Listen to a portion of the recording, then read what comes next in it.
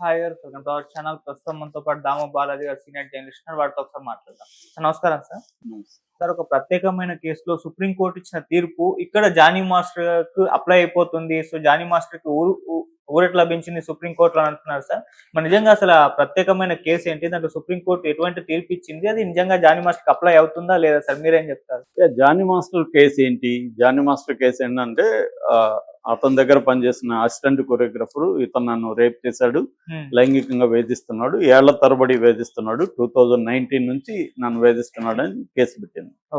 దానికి ఆయన మీద పోక్సో కేసు పెట్టారు. ఎందుకంటే 2019లో ఆమె 18 ఇయర్స్ లోపల ఉంది కాబట్టి ఆమె ఇష్టపూర్వకంగా కలిసినా కూడా అది నేరం కిందకే వస్తుంది, రేప్ కిందకే వస్తుంది. ఇటీవల బాంబే హైకోర్టు కూడా ఇద్దరు భార్యాభర్తల విషయంలో భర్త 18 ఏళ్ళ కంటే ఎక్కువ ఉన్నాడు, భార్య 18 ఏళ్ళ కంటే తక్కువ ఉంది, ఆమెతో కాపురం చేసినా కూడా అది రేపే అని బాంబే హైకోర్టు కూడా ఇటీవల చెప్పింది. సో అది వేరే విషయం. ఇక్కడ ఆయన మీద ప్రధాన ఆరోపణ ఏంటి? తనని రేప్ చేశాడని ఆమె చెప్పింది. ఈయన కానీ వీళ్ళ వాళ్ళంతా చెప్పేది ఏంటి? వీళ్ళిద్దరు కలిసే ఉన్నారు, ఆమెకి ఇష్టపూర్వకంగానే తను సంబంధం పెట్టుకున్నాడు, మొన్నటి వరకు కూడా 1 మంత్ ముందు ఊళ్ళో ఆమె తను పొగిడింది, అంతకుముందు ఇద్దరు కలిసి హీరో హీరోయిన్లుగా చేశారు కాబట్టి ఆమె కలిసి ఉండింది, ఇప్పుడు ఏదో గొడవలు వచ్చింది, రేపు కేసు పెట్టింది అనేది అందరూ చెప్పారు. ఇలాంటివి మనం ఈ మధ్యకాలంలో చూస్తున్నాం. రాజ్ తరుణ్ విషయం కావచ్చు, ఎవరు హర్ష సాయి కావచ్చు, ఇలాంటి వాళ్ళ విషయంలో కొంతకాలం వాళ్ళు కలిసి ఉంటున్నారు, ఇద్దరు మనస్పూర్వకంగా ఇష్టపూర్వకంగా కలిసి ఉంటారు. సడన్గా వాళ్ళిద్దరి మధ్య ఏదో ప్రాబ్లమ్స్ వచ్చినప్పుడు ఈమెల్లి అతని మీద రేప్ కేసు పెట్టేస్తుంది. ఇది జరుగుతున్నాయి. ఇటువంటిది ఇప్పుడు సుప్రీంకోర్టులో ఒక కేసు వచ్చింది. ఆ కేసులో సుప్రీంకోర్టు ఒక చారిత్రాత్మక తీర్పు చెప్పింది. ఆ తీర్పు వల్ల ఈయనకి కొంతవరకు ఊరట దొరికే అవకాశం ఉంది జానీ మాస్టర్. ఆ కేసు ఏంటి, ఆ తీర్పు ఏంటి అనేది మనం చూద్దాం. ఆ కేసు ఏంటంటే ముంబైలో మహేష్ దాము కరే అనే ఒక అబ్బాయి, వనితా జాదవ్ అనే ఒక విడో, వీళ్ళిద్దరి మధ్య అఫైర్ స్టార్ట్ అయింది ఇప్పుడు 2008లో. వీళ్ళిద్దరూ 2017 వరకు కలిసి కాపురం చేశారు. అయితే అప్పుడు ఏం జరిగిందో తెలియదు కానీ ఈ మిల్లి ముంబైలో కర్గార్ పోలీస్ స్టేషన్లో ఇతని మీద కేసు పెట్టింది. నన్ను ఇతను రేప్ చేస్తున్నాడు ఏళ్ల తరబడి అని.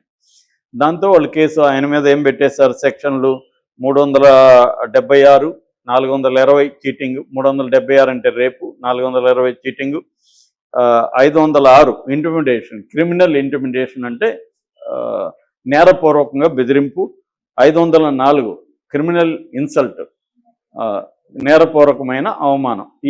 ఈ సెక్షన్ల కింద అతను కేసు పెట్టి జైల్లో పెట్టారు. అతను కోర్టులో కొట్లాడుతున్నాడు. అప్పటి నుంచి ముంబై హైకోర్టు కూడా ఇతనికి జైలు శిక్ష కన్ఫర్మ్ చేసింది, ఆమెది కరెక్ట్ అని చెప్పింది. దీని మీద ఇతను పట్టు వదలకుండా సుప్రీంకోర్టుకు వచ్చారు. సుప్రీంకోర్టులో ఇతని తరపున 3 అడ్వకేట్లు, మృణాల్ దత్తాత్రేయ బువ, ధైర్యశాల్ సలుంకే, తర్వాత గున్నం వెంకటేశ్వరరావు, మన తెలుగు ఆయన, ఈ 3 కలిసి ఇతని తరపున సుప్రీంకోర్టులో ఆర్గ్యూ చేశారు. ఈ సుప్రీంకోర్టులో వివి నాగరత్నమ్మ, ఎన్ కోటేశ్వర సింగ్ అనే ద్విసభ్య ధర్నాసనానికి ఈ కేసు వెళ్ళింది. ఈ కేసుని పరిశీలించిన తర్వాత ఈ బెంచ్ చెప్పింది ఏంటంటే వీళ్ళిద్దరూ దాదాపు 10 ఏళ్ళు కాపురం చేశారు. ఈ 10 ఏళ్లలో ఎక్కడ ఈమె అతని మీద కేసు పెట్టడం కానీ ఏమీ చేయలేదు. 10 ఏళ్ళు కాపురం చేసి ఇప్పుడు వచ్చి అతను నన్ను పెళ్లి చేసుకుంటాడని ఒక తప్పుడు హామీ ఇచ్చి నాతో అఫైర్ పెట్టుకున్నాడు, అతను పెళ్లి చేసుకోలేదు, నన్ను టార్చర్ చేస్తున్నాడు, నన్ను రేప్ చేశాడు అని ఇప్పుడు కేసు పెడితే అది కరెక్ట్ కాదు. ఎందుకంటే సుదీర్ఘంగా సహజీవనం చేస్తే అతను హామీ ఇచ్చుంటే నువ్వు బిగినింగ్లోనే 1 year 6 నెలల్లోనే అడగాలి కదా, నువ్వు హామీ ఇచ్చి నాతో అఫైర్ పెట్టుకున్నావు, నువ్వు ఎందుకు పెళ్లి చేసుకోవట్లేదని గొడవ చేయాలి, కేసు పెట్టాలి.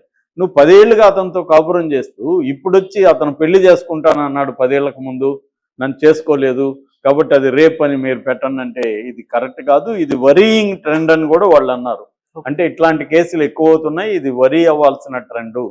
వాళ్ళిద్దరి మధ్య సివిల్ గొడవలు వచ్చాయి తప్ప అది క్రిమినల్ కాదు, వాళ్ళిద్దరూ ఒప్పుకొనే ఇది చేశారు. రెండోది, ఒక పురుషుడికి స్త్రీకి మధ్య కాన్సెన్సువల్ సెక్స్ అనేది కేవలం మగవాడు పెళ్లి చేసుకుంటాడని ఒక తప్పుడు హామీల వల్లే ఉంటాయి, స్త్రీలు సంబంధం పెట్టుకుంటారనేది కూడా రాంగ్ అని కూడా చెప్పారు. అంటే ఇప్పుడు ఒక అమ్మాయి ఒక అబ్బాయితో అఫైర్ పెట్టుకోవడానికి ఏకైక కారణం ఆ అబ్బాయి నిన్ను పెళ్లి చేసుకుంటానని చెప్పాడు కాబట్టి పెట్టుకున్నావు అంటే అది కరెక్ట్ కాదు. ఎందుకంటే వేరే కారణం కూడా ఉండొచ్చు. నీకు ఆ అబ్బాయి అంటే నచ్చొచ్చు, అనేది కూడా వీళ్ళు చెప్పారు. ఎగ్జాంపుల్ అని she may like him also అని కూడా చెప్పారు. నేను ఎక్స్ట్రా చెప్తాను ఏమంటే, ఒక అమ్మాయి ఒక అబ్బాయితో అఫేర్ పెట్టుకోవడానికి అతను అందంగా ఉండడం కారణం, లైకింగ్ కారణం కావచ్చు, అతను డబ్బు ఉండేవాడిగా కారణం కావచ్చు, అతను అధికారి అంటే తమ బాస్ కావచ్చు. చాలా మంది అమ్మాయిలు బాసులతో అఫేర్ పెట్టుకున్న వాళ్ళు నేను బోల్డ్ మందిని చూశాను. లేదా ఉద్యోగం ఇస్తానంటే ఉద్యోగం ఇచ్చాడు కాబట్టి అఫేర్ పెట్టుకున్న వాళ్ళని చూడొచ్చు. లేదా తనకి ఏదన్నా పవర్, పొలిటికల్ పవర్ ఏదన్నా ఉంటే పెట్టుకునే వాళ్ళు ఉన్నారు. రకరకాల కారణాలతో అఫేర్లు పెట్టుకుంటారు. ఓకే. లేదు తనకు కేరింగ్గా చూసుకుంటాడు, తనకు అండగా సెక్యూరిటీగా నిలబడతాడు ఈ వ్యక్తి అనుకుంటే కూడా అఫేర్లు పెట్టుకోవచ్చు. సో కానీ వీళ్ళ కేసులు పెట్టేది మాత్రం ఏం పెడుతున్నారు, నన్ను ఫాల్స్ ప్రామిస్ ఇచ్చి అతను నాతో అఫేర్ పెట్టుకున్నాడని 10 ఏళ్ళు కాపురం తర్వాత పెట్టడం కరెక్ట్ కాదని చాలా సుదీర్ఘమైన తీర్పు రాశారు, ఇచ్చారనమాట. దాంట్లో ఇతను ఏం చెప్పాడంటే, నేను 10 ఏళ్ళు ఆమెతో ఉన్నప్పుడు ఎప్పుడు నాకు గొడవ చేయలేదు, నేను ఫైనాన్షియల్ హెల్ప్ డబ్బులు ఇస్తా ఉన్నాను, ఆమెకి డబ్బులు ఇవ్వడం ఆపేశాను నాకు పరిస్థితులు బాగాలేక, దాంతో ఆమె కేసు పెట్టిందని చెప్పాడు. దాన్ని కూడా కోర్టు అంగీకరించింది. క్లియర్గా ఎవిడెన్స్ కనబడుతుంది. ఈమెకి ఎప్పుడైతే అతను డబ్బులు ఇవ్వడం ఆపేశాడో అప్పుడు ఈమె రేప్ కేసు పెట్టింది. ఇది కూడా వాస్తవం. చాలా మంది తమ డబ్బుల కోసం అఫేర్లు పెట్టుకుంటారు. వీడైతే బాగా డబ్బు ఉంది మనకు బాగుంటుందని. తప్పులేదు, పెట్టుకునేటప్పుడు ఆ రకంగా కూడా పెట్టుకోవచ్చు. ఏ కారణంతో అయినా అఫేర్లు పెట్టుకోవచ్చు. దానికి అబ్జెక్ట్ చేసేదానికి మనం ఇవ్వడం వాళ్ళిద్దరు పరిస్థితి. కానీ ఎప్పుడైతే డబ్బులు ఆపేసినప్పుడు వీడికి డబ్బులు ఇడు అని బెదిరించడానికో, లేదా డబ్బులు ఎక్కువ లాగాలి, ఎక్కువ డిమాండ్ చేసేవాళ్ళు కూడా కొంతమంది ఉంటారు. ఆ ఎక్కువ డిమాండ్ చేసినప్పుడు ఇతను ఇవ్వకపోతే కూడా రేప్ కేసు పెడతామని బెదిరించేవాళ్ళు ఉండరు. ఎందుకంటే ఆ మధ్య కూడా ఢిల్లీలో రేప్ కేసుల్లో 43% రేప్ కేసులు ఫేక్ అని అక్కడున్న మహిళా కమిషన్ అయితే తేల్చింది.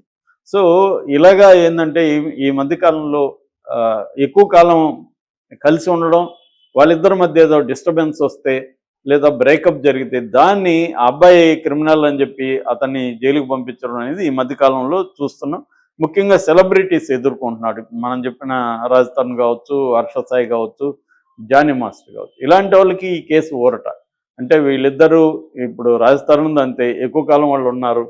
ఇప్పుడు వచ్చి ఆమె రేప్ కేసు అంటుంది. అట్లాగే హర్ష సాయి అంతే, కలిసే ఉన్నారు. ఆ వీడియోలు అంతా బయటకు వచ్చాయి. జానీ మాస్టర్ది అంతే. జానీ మాస్టర్ పోక్సో కేసు అది వేరే విషయం. కానీ మామూలుగా అయితే రేప్ అనేది ఈ 376 అనేది అప్లికబుల్ కాకపోవచ్చు. జానీ మాస్టర్కి ఆ రకమైన ఊరట ఈ కేసులో. ఎందుకంటే ఇప్పుడు కొత్త చట్టం బిఎన్ఎస్ అయితే ఇంకా ఘోరంగా ఉంది. బిఎన్ఎస్ చట్టం ఇంతకుముందు ఐపీసీ 375 ఉండేది. 375 కింద అది రేపు అనేవాళ్ళు.